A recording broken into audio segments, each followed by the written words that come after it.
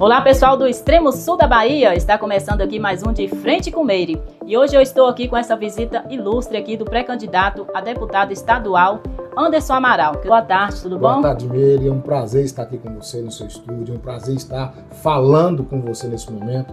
Eu tenho acompanhado o seu trabalho, eu sei o quanto é importante para o extremo sul, para Ibirapuã, a nossa região, os apontamentos de suas páginas, os apontamentos do seu trabalho como radialista. Parabéns. Obrigada, Anderson. É um prazer enorme te receber aqui, né, e te conhecer pessoalmente, né?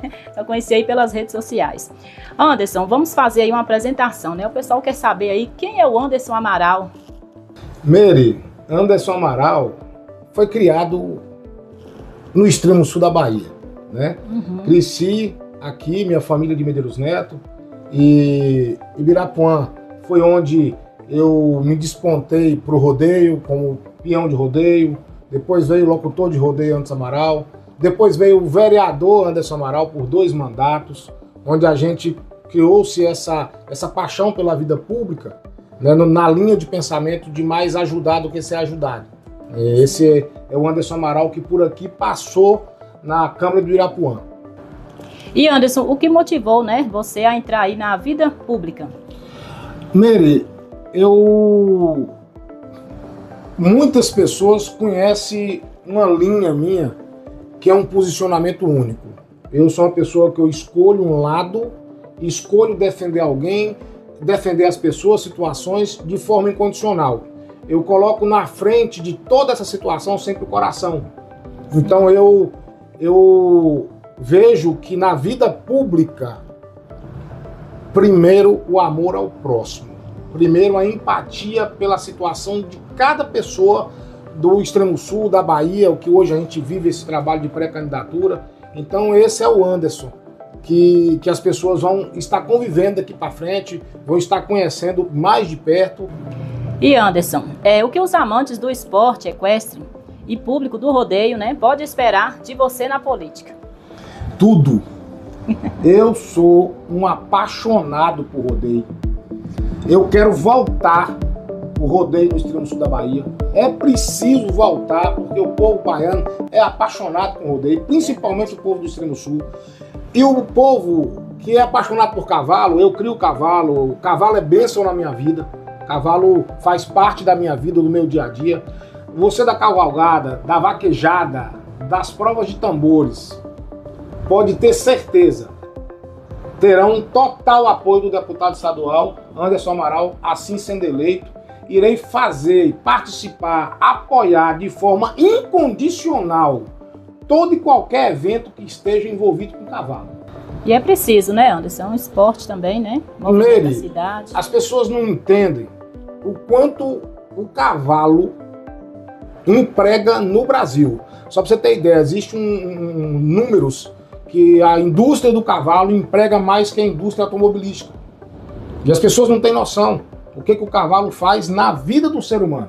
Hoje eu trabalho com cavalo, a gente trabalhou na criação da cavalaria da Polícia Militar do Estado do Tocantins, desenvolve um trabalho no Estado do Tocantins que é a ecoterapia para tratar de crianças com autismo, com dificuldades locomotoras. Quero implantar, sendo deputado eleito, quero implantar esse projeto no extremo sul da Bahia, para atender crianças carentes, crianças que têm dificuldade de locomoção, para mim poder ajudar essas pessoas a melhorar a qualidade de vida. O cavalo faz isso, o cavalo proporciona isso para mães que talvez olhem para uma criança hoje na cama e ela não imagina nunca que o filho dela vai andar, e o cavalo proporciona isso. Nós temos crianças hoje que estão há praticamente um ano no projeto de ecoterapia da Polícia Militar do Estado do Tocantins, que está simplesmente mudando a própria vida, mudando a própria história, que estaria fadada a nunca mais se movimentar. Então eu quero, de coração, isso é por amor, implantar isso no extremo sul da Bahia. Eu vou pedir apoio do poder, vou usar o poder público e também a iniciativa privada, os empresários, para que a gente juntos possamos fazer isso acontecer de forma real no extremo sul da Bahia. Como que você lida, né, aí com as alianças políticas e divergências dos grupos políticos? Meire, como eu disse inicialmente, eu sou uma pessoa que tem lado. Mas quando você parte com a campanha política, com a pretensão à Assembleia Legislativa do Estado da Bahia, e que você se torna deputado, essas divergências elas diminuem. Por quê? Porque quando você se elege deputado, a região que te elegeu, a região que votou em você, você apoia de forma incondicional. Todo recurso hoje de emendas parlamentares de um deputado, na maioria das vezes, ele é destinado a cidades onde ele teve uma votação. E eu não quero abranger todo o estado, eu quero focar no extremo sul da Bahia. Por quê? É aqui que eu moro. É aqui que é minha região, meu povo está aqui, meus amigos estão aqui. Então você concentrar todo o recurso das emendas parlamentares nas cidades do extremo sul, você consegue fazer diferença. Independente o prefeito sendo ou não de oposição a você. Eu acho que quando passa o período eleitoral, você foi eleito, e você vai legislar, você vai trabalhar em prol de uma região, esquece as divergências. Ajuda de forma diferenciada. Cuida. E eu digo a vocês, a importância do deputado estadual ser da região. Por quê? Quando chega no final de semana ou meio de semana, ele volta para casa, e quando ele volta para casa, ele volta para a sua região. E nós precisamos acabar dessa ponte prefeito, deputado e deputado-povo. O deputado é nada mais, nada menos do que um representante do povo. Ele tem que estar perto do povo. Não precisa do prefeito estar levando o povo até o deputado só em um evento. O deputado ele tem que estar aberto. Inclusive, eu quero, sendo eleito, instalar meu gabinete aqui, no extremo sul da Bahia, para que as cidades círculo vizinha estejam com toda a liberdade de ir falar com o deputado, com acesso ao deputado. Eu sou contra o tapete vermelho para político. Para mim, político é pago pelo povo e ele simplesmente é representante do povo. Então, esse acesso de dificuldade que hoje existe no político eleito, no período eleitoral, o que acontece? O político fica atrás de todo mundo. Passa a eleição, o político se esconde de todo mundo. Quando fui vereador, nos 2 mandatos, isso não aconteceu comigo. Não aconteceu, a hora que eu tinha que falar não, eu falava na hora que eu tinha que falar sim, eu falava sim, mas você tem que estar perto do povo, você tem que ouvir o anseio do povo, a necessidade do povo. E o deputado estadual, ele é eleito no extremo sul, ele tem que estar no extremo sul. Ele vai a Salvador por conta das reuniões que a Assembleia Legislativa funciona na capital, mas passou disso aí, ele tem que voltar para a sua base. Ele tem que voltar para o extremo sul da Bahia. E por que eu defendo votar num deputado que seja do extremo sul? Porque ele vai estar próximo. Ele vai estar aqui e ele vai sentir a necessidade do povo dentro do seu coração. Essa é a verdade. Qual foi o seu primeiro trabalho em Ibirapuã? É verdade que você já foi engraxate de sapato? É interessante. A gente ainda é jovem, né? Mas eu sempre tive o espírito de empreendedorismo. Eu sempre quis trabalhar, quis ter meu dinheiro. Isso era de criança. Eu vendia laranja na rua, né? Comprava, às vezes até pegava de seu louro ali, Louro Caires, pai de Nitinho. A gente brincava muito, seu louro era muito amigo da gente, ele vendia laranja pra gente, a gente vinha vender na cidade. E num período, eu fiz uma engraxadeira. Em Ibirapuã existia um marceneiro chamado Valdo Surdo, que as pessoas mais jovens não tiveram a oportunidade de conhecer. Ele construiu minha engraxadeira e eu passei quase 2 anos e meio engraxando sapato na rodoviária de Ibirapuã, que era na praça, e eu ia de casa em casa pegar esses sapatos, engraxava e devolviam para as pessoas.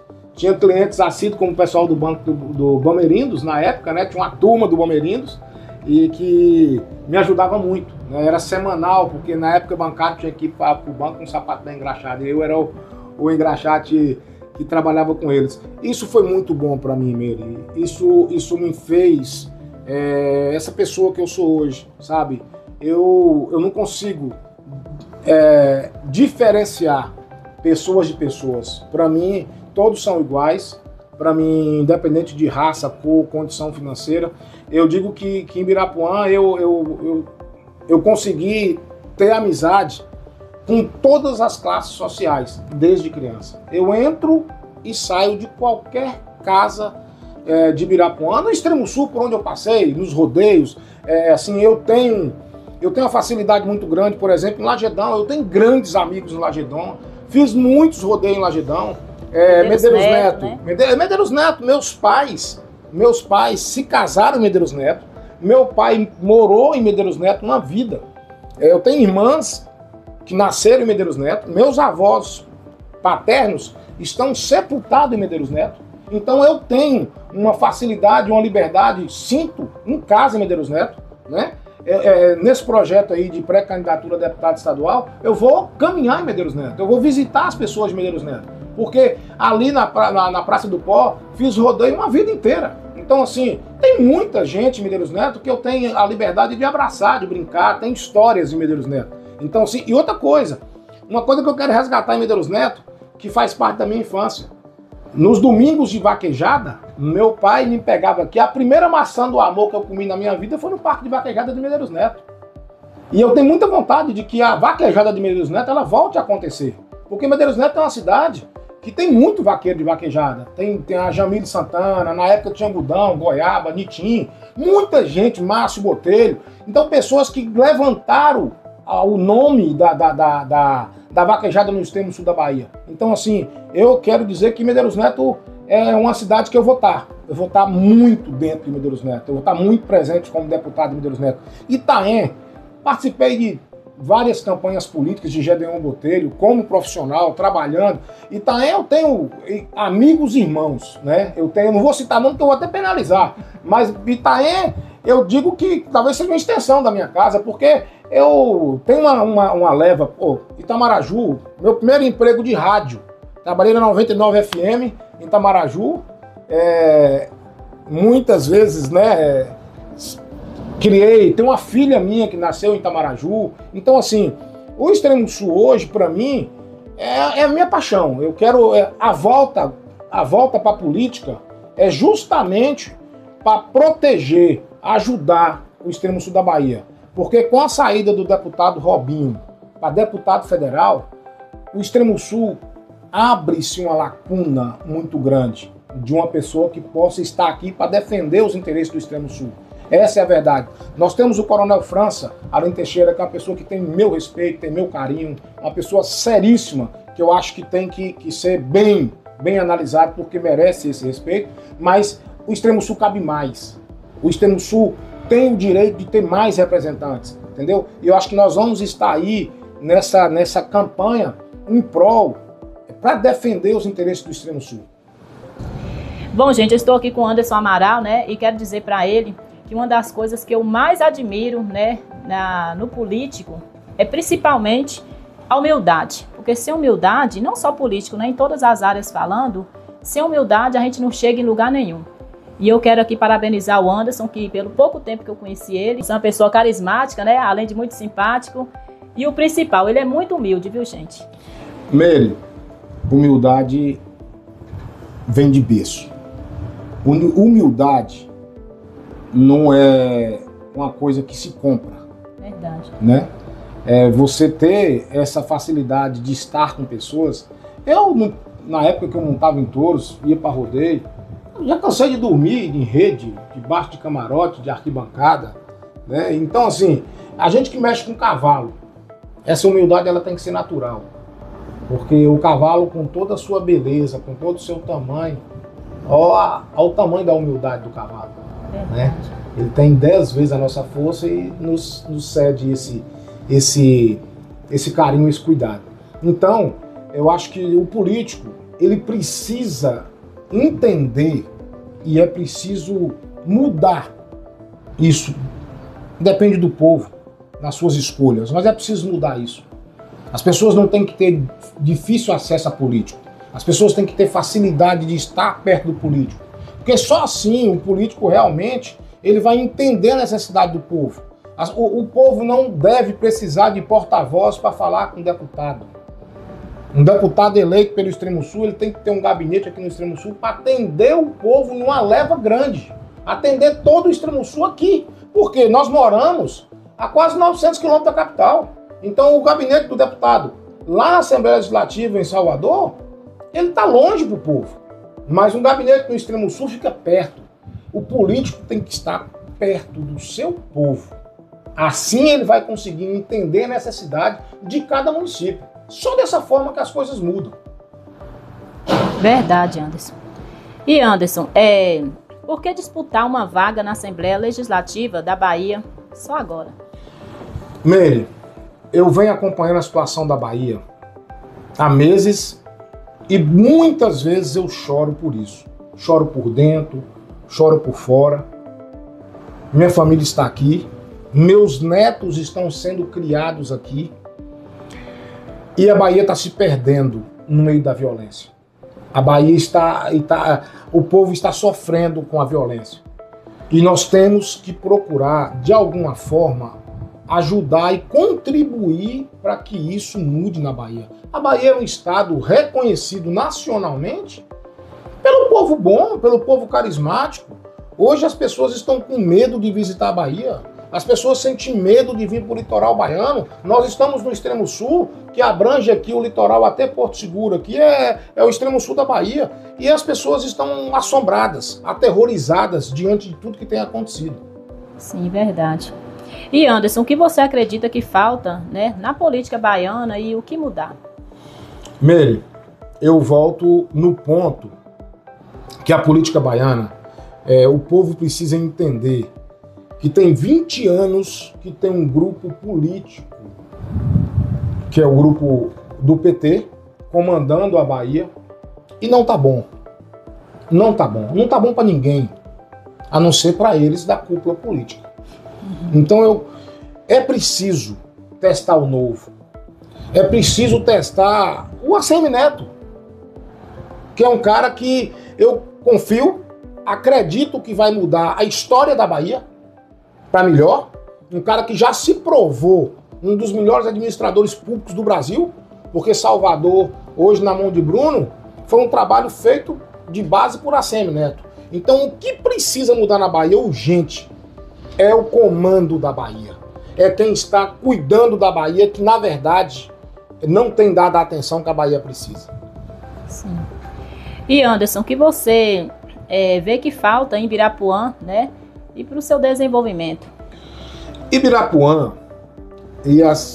a gente fala de Ibirapuã assim, com muito carinho, né? Ibirapuã é minha terra, Ibirapuã aqui tá os meus amigos de infância, né? Eu fui criado aqui em Ibirapuã, Barcelona, ali onde eu cresci brincando. E eu sempre falo que Barcelona é uma extensão, né? E eu sou apaixonado com o povo de Barcelona, com o povo de Caravelas, que é um povo maravilhoso. E Ibirapuã hoje, Meire, no meu ver, falta mais uma empresa de grande porte para gerar emprego e renda, onde as pessoas tenham prazer de trabalhar, onde as pessoas tenham vontade de estar ali, onde as pessoas possam trabalhar sem se sentir obrigado por necessidade do trabalho, entendeu? Então Ibirapuã precisa urgentemente de mais uma empresa onde as pessoas não precisam sair daqui para ir embora de Ibirapuã, porque ou foi demitido, ou trabalhou demais e foi mal valorizado. Então eu acho que o que Ibirapuã precisa é de uma empresa que valorize as pessoas, uma empresa que cuide das pessoas, uma empresa que não olhe só para si, e sim olhe para o povo. O povo de Ibirapuã é um povo bom, né? A gente observa que há um tempo atrás, Ibirapuã faltava emprego. Hoje Ibirapuã sobe emprego. Porém, as pessoas não querem trabalhar, né? Porque não sentem a vontade de trabalhar. Então, uma nova empresa em Ibirapuã seria o ideal para que selasse esse desenvolvimento e esse crescimento de Ibirapuã. E muitas, né, sobre o que você está falando, eles mesmos abrem seu próprio negócio, né? Através disso aí se empreende, mas a gente sabe que para empreender hoje não é fácil, né? Não é fácil. O empreendedorismo hoje, numa cidade igual Ibirapuã, ele depende de muita coisa. E você vê que as pessoas de Ibirapuã, na maioria das vezes, fazem de tudo até tomar a decisão de ir embora da cidade. Sim. Mas eles tentam de tudo. Tentam por aqui, querem voltar para aqui, querem ficar aqui. Porque aqui tá suas raízes, é natural que as pessoas queiram estar perto dos seus, entendeu? Então eu sendo eleito deputado estadual, eu vou lutar muito para que isso aconteça, para que a gente consiga uma empresa para se instalar em Ibirapuã, para poder manter o nosso povo mais feliz. Que eu tenho visto o povo de Ibirapuã triste e desanimados, né? Desanimados.